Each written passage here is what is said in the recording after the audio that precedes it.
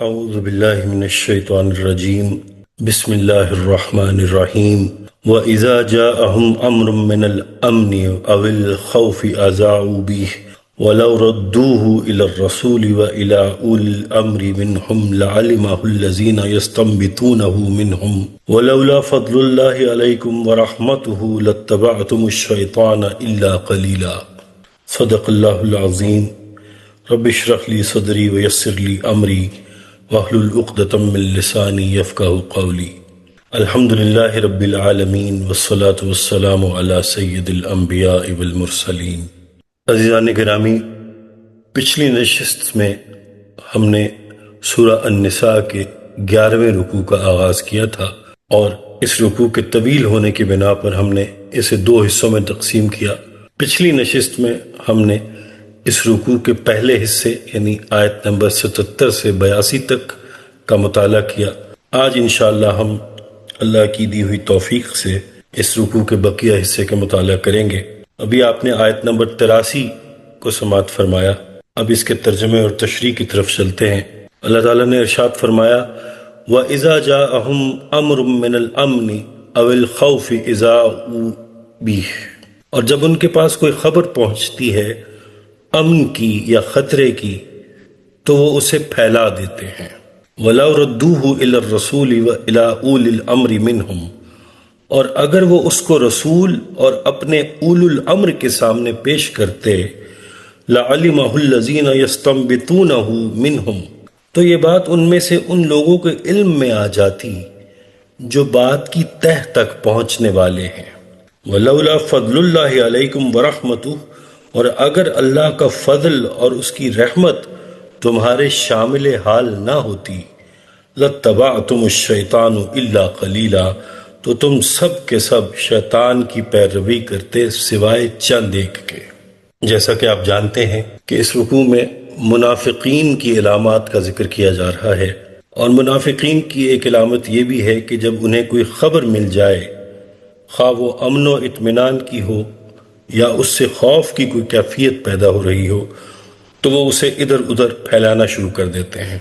فرمایا یہ درست نہیں ہے، اور اگر یہ ایسا کرتے کہ پہلے یہ خبر اللہ کے رسول کے پاس لاتے یا ان لوگوں کے پاس لاتے جنہیں اللہ کے رسول نے ذمہ دار قرار دیا ہوا ہے، ولی الامر ہیں، تو یہ خبر ان لوگوں کے علم میں آ جاتی جو اس سے استنباط کرتے، اس کی گہرائی تک پہنچتے، اس کی گہرائی کو جانتے، اور پھر یہ فیصلہ کرتے کہ اس خبر کو پھیلانا ہے یا چھپانا ہے۔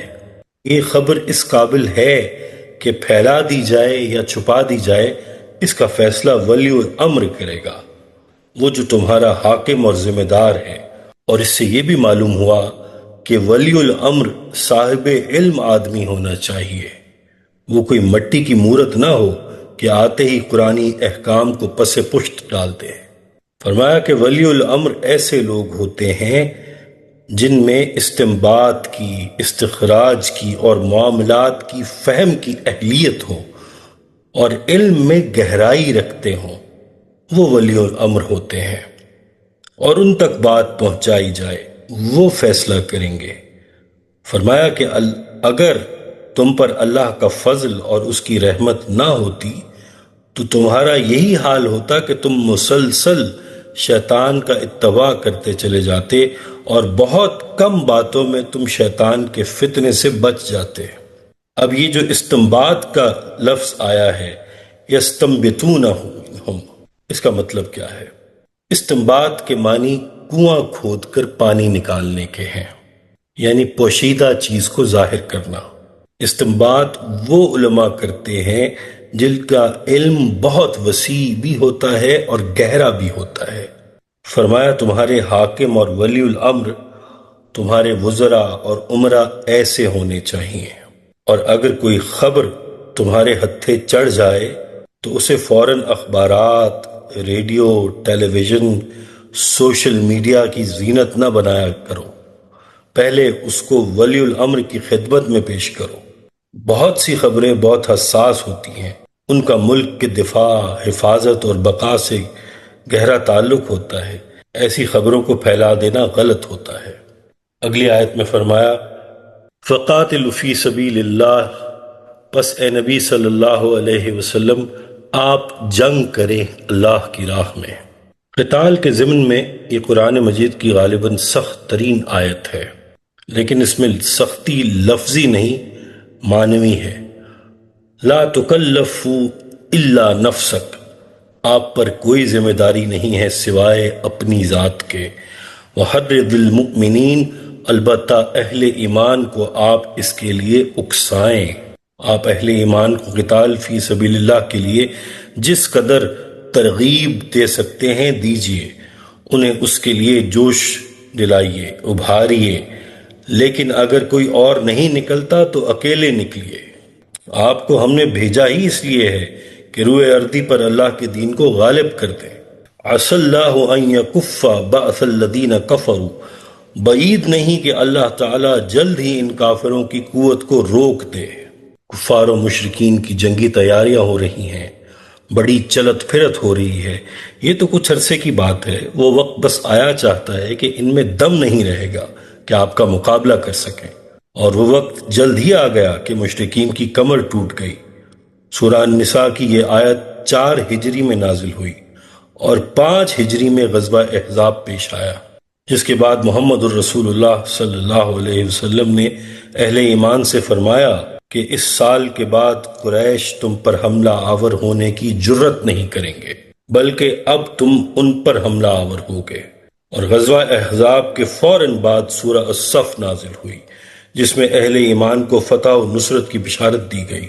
وَأُخْرَى تُحِبُّونَهَا نَصْرٌ مِّنَ اللَّهِ وَفَتْحٌ قَرِيبٌ وَبَشِّرِ الْمُؤْمِنِينَ۔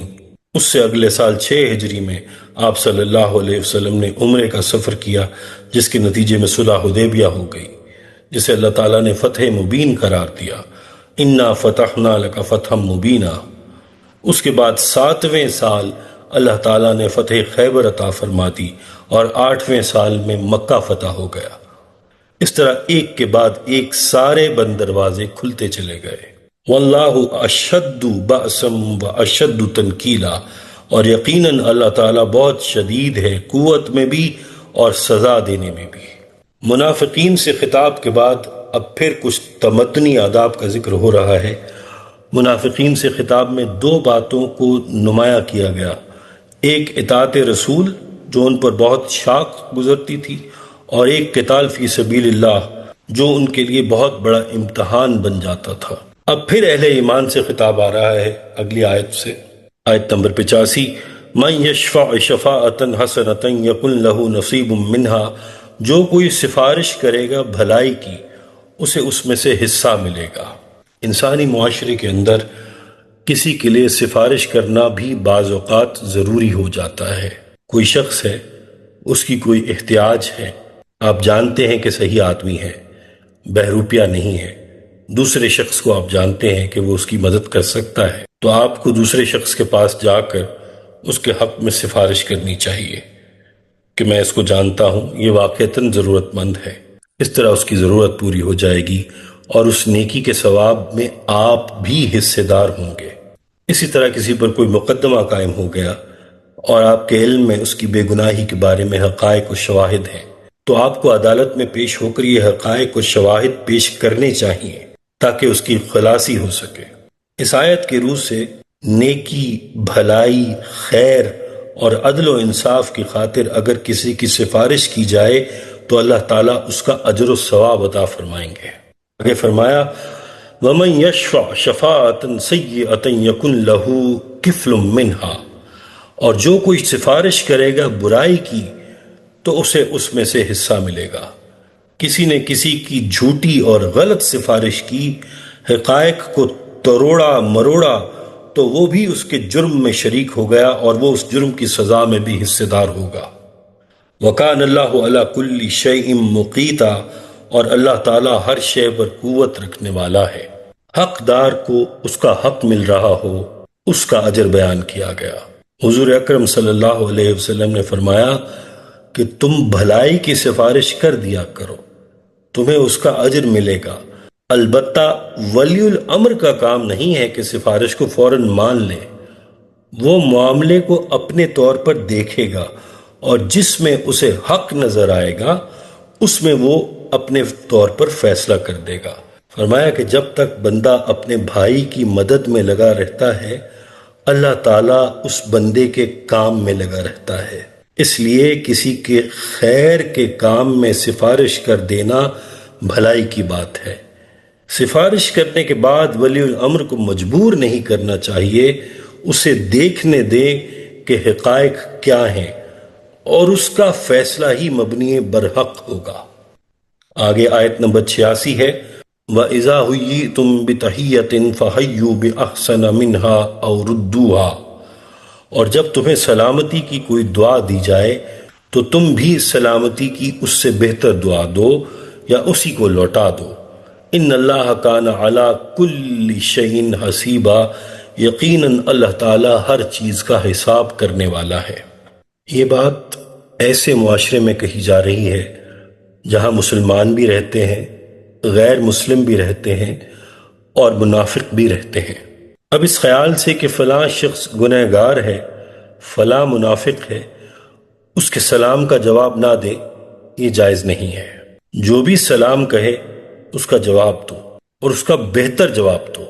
سلام کرنے کا عمل جسے ہم معمولی سمجھتے ہیں، یہ کثرت سے کرنا چاہیے اور اس میں شرم محسوس نہیں کرنی چاہیے۔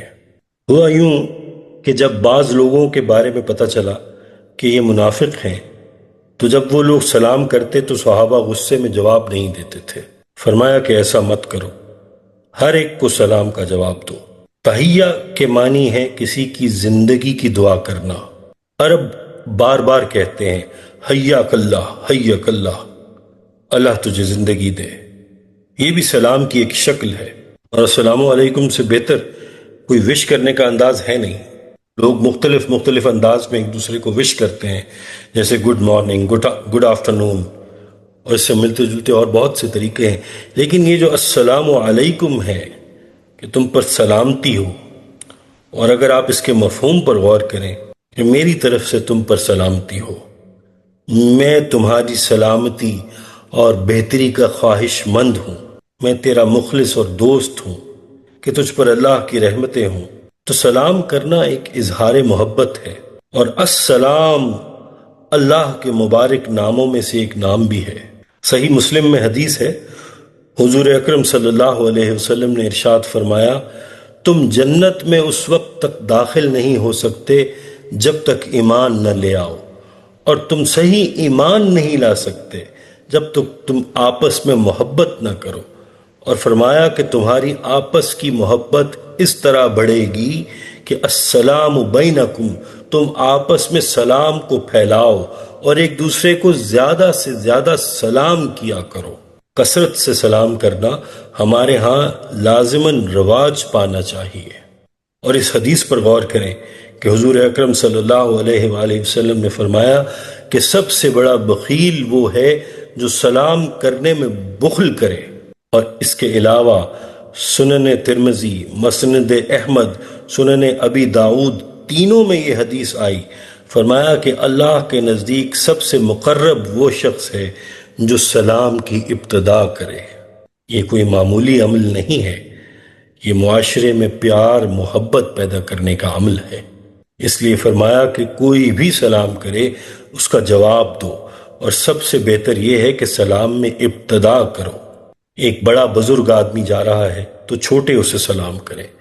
کچھ لوگ بیٹھے ہوئے ہیں اور ایک سوار گزر رہا ہے تو وہ بیٹھے ہوئوں کو سلام کرے۔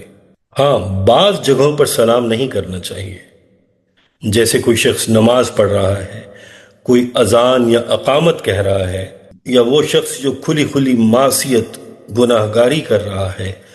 مثلا لوگ بیٹھے تاش کھیل رہے ہیں، جوا کھیل رہے ہیں، اب انہیں سلام نہیں کرنا چاہیے۔ یا کوئی غلط کام کر رہے ہیں، انہیں سلام نہیں کرنا چاہیے۔ اور اگر کھانا کھا رہے ہیں تو انہیں سلام کرنے کا مطلب ہے کہ مجھے بھی کھانا کھلاؤ۔ اگر کھانے کی نیت ہے تو انہیں سلام کریں، ورنہ نہیں۔ مولانا مفتی شفیع صاحب نے سلام کے بارے میں بہت خوبصورت بات لکھی ہے۔ وہ کہتے ہیں کہ جب ہم السلام علیکم کہتے ہیں تو اس میں بیک وقت 5 باتیں ہوتی ہیں۔ پہلی بات یہ کہ السلام بذات خود اللہ کے نام کا ذکر ہے۔ دوسری یہ کہ سلام سے ہم دوسرے کی تذکیر کر رہے ہوتے ہیں، اللہ کا نام یاد دلا کر۔ تیسرا یہ کہ اس سے اظہار محبت کر رہے ہوتے ہیں کہ میری طرف سے تو امن میں ہے۔ اور چوتھا یہ کہ اس کے لیے ہم دعا کر رہے ہوتے ہیں کہ تجھ پر سلامتی ہو اور تو امن و عافیت میں رہے۔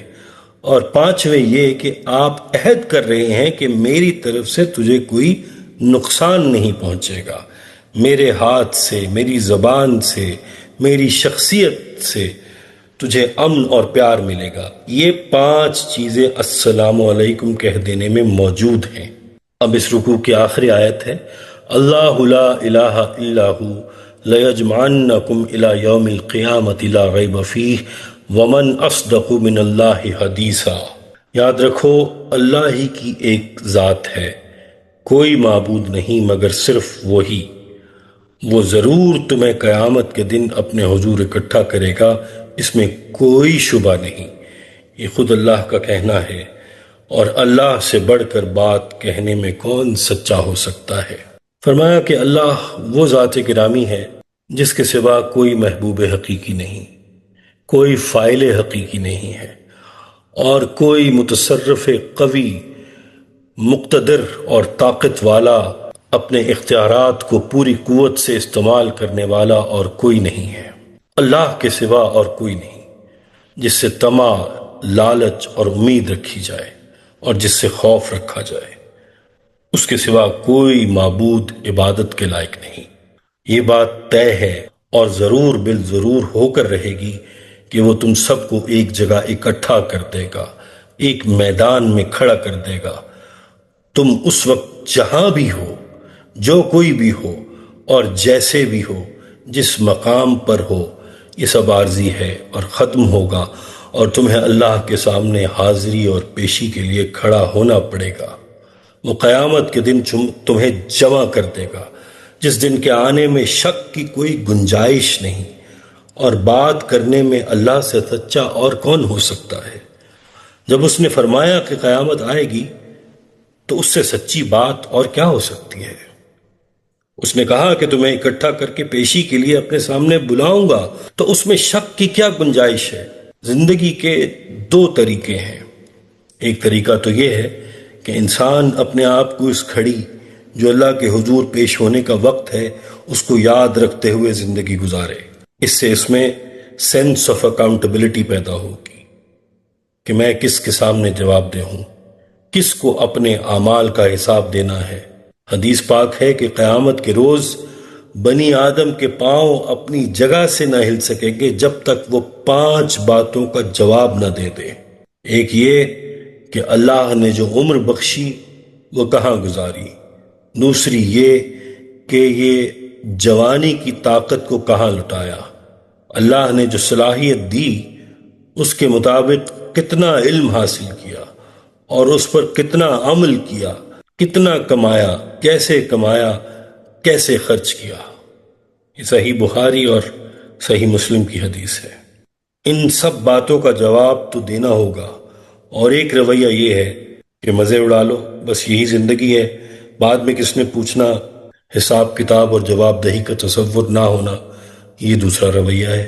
انسان کی زندگی میں عظیم انقلاب آ جاتا ہے جب وہ آخرت پر یقین کرتا ہے اور اللہ کے سامنے جواب دہی کا تصور کرتا ہے۔ ایک وہ شخص جس کو جواب دینا ہے اس کی زندگی میں، اور ایک وہ شخص جو اپنے آپ کو جواب دہ نہیں سمجھتا، ان دونوں کی زندگی میں بہت فرق ہے۔ قرآن کریم انسان کو بار بار جواب دہی کی زندگی کی طرف بلاتا ہے کہ تمہیں اللہ کے حضور پیش ہونا ہے، اپنے اعمال کا جواب دینا ہے اور اللہ کو منہ دکھانا ہے۔ دیکھو اس دن کی شرمندگی سے بچ جاؤ۔ اس دن آدمی یہ کہے گا کہ ہائے میری بدبختی، میں اللہ کے حضور اس کے پہلو میں بیٹھا نافرمانی کرتا رہا، ایسا بھی نہ ہو سکا کہ میں اللہ سے چھپ کر کوئی نافرمانی کرتا، میں تو اللہ کے حضور بیٹھا تھا، اس کی نافرمانی کرتا رہا۔ سیدنا عمر فاروق رضی اللہ عنہ نے ایک بچی کی آواز سنی۔ بچی کہہ رہی تھی امی دودھ میں پانی مت ملاؤ، اور ماں کہہ رہی تھی کہ کون سا عمر بن خطاب دیکھ رہا ہے۔ تو بچی کہتی ہے کہ عمر تو نہیں دیکھ رہا، مگر عمر کو پیدا کرنے والا دیکھ رہا ہے۔ اور سیدنا عمر فاروق رضی اللہ عنہ نے اس بچی کو بلوا لیا اور اسے خوب شاباش دی۔ اسی بچی سے عمر بن عبدالعزیز پیدا ہوئے۔ بس اتنی سی بات کہ یہ تصور ہونا چاہیے کہ وہ مجھے دیکھ رہا ہے اور میں اس کے حضور پیش ہوں۔ بس اس بات سے پوری زندگی میں فرق آ جاتا ہے۔ اور یہاں تکمیل ہوتی ہے 11ویں رکوع کی۔ انشاءاللہ اگلی نشست میں 12ویں رکوع کا آغاز کریں گے۔ بارک اللہ لی ولکم فی القرآن العظیم ونفعنی وإیاکم بالآیات والذکر الحکیم۔